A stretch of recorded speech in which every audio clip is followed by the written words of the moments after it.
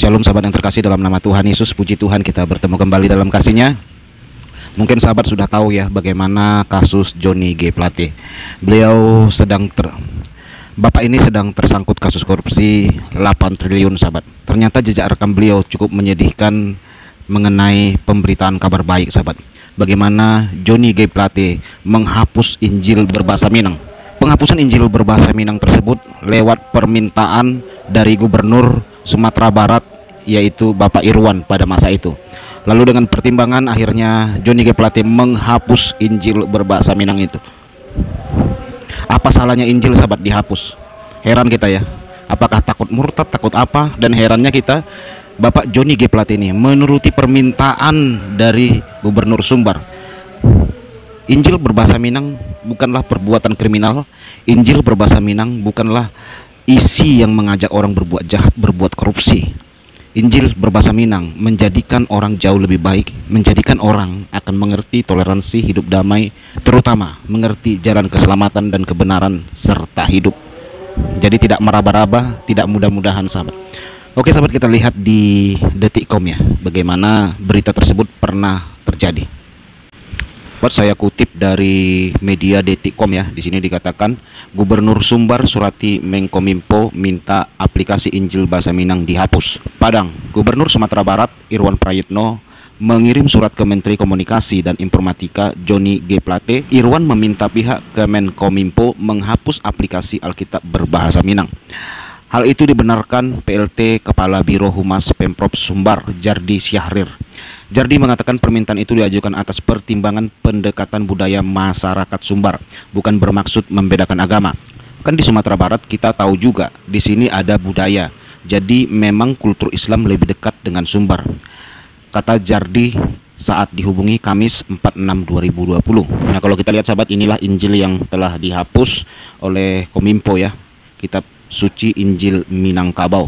Bukan membedakan agama, enggak, tapi ini budayanya. Jadi budaya di Sumbar arahnya Islam. Nah, berdasarkan itu tentu tatanan budaya itu patut kita hargai karena budaya itu kan sebuah kepribadian orang Minang kan tambahnya. Surat tersebut dikirim pada Kamis tanggal 28 bulan 5 lalu. Namun seminggu setelah surat tersebut dikirim, Jardi belum mengetahui lebih detail tindak lanjut dari pihak Kemenkominfo. Dalam kopi surat yang beredar ada dua alasan yang disampaikan Gubernur Sumbar hingga akhirnya meminta aplikasi Injil berbahasa Minang tersebut diminta dihapus. Aplikasi tersebut didapati di Play Store dengan nama Kitab Suci Injil Minangkabau. Masyarakat Minangkabau sangat keberatan dan resah dengan aplikasi tersebut, tulis Irwan. Yang keberatan Bapak mantan Gubernur ini kali. Tapi dia bawa-bawa seluruh masyarakat ya. Bahwa aplikasi tersebut sangat bertolak belakang dengan adat dan budaya masyarakat Minangkabau yang memiliki falsafah adat bersandi syarak bersandi kitabullah tambahnya.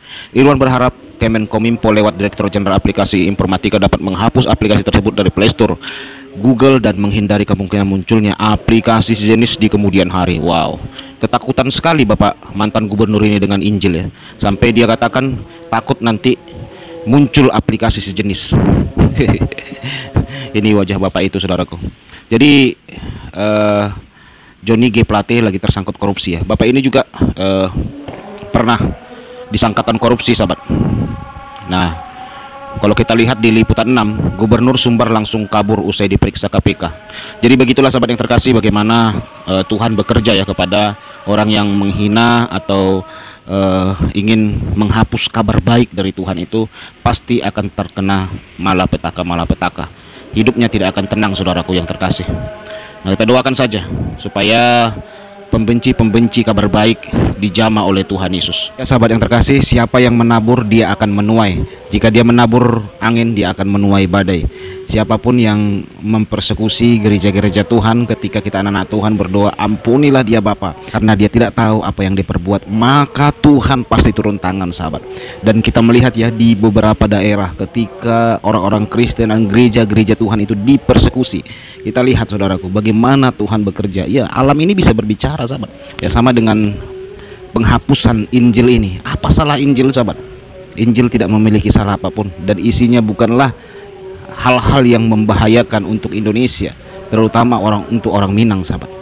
Ya, kita melihat kekhawatiran gubernur tersebut, sangat khawatir sekali dengan Injil berbahasa Minang ya.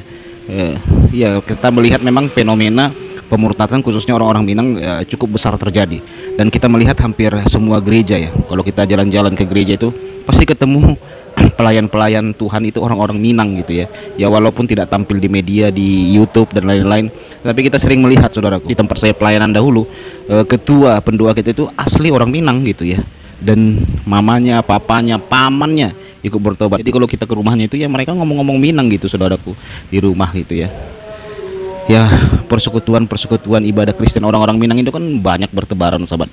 Nah, bagaimana orang-orang Minang bertobat puji Tuhan, bahkan banyak dulu tokoh-tokoh ulama ya, para pahlawan-pahlawan orang Minang itu ya mengikuti Yesus gitu. Beberapa tokoh seperti Adi, seorang pahlawan Indonesia, tokoh ulama Minang yaitu Agus Salim, adiknya kan percaya Tuhan Yesus, dan beberapa juga tokoh-tokoh agama atau budaya orang Minang itu kan akhirnya percaya Tuhan Yesus sahabat. Ya, demikian yang bisa saya sampaikan. Tuhan Yesus memberkati. Shalom.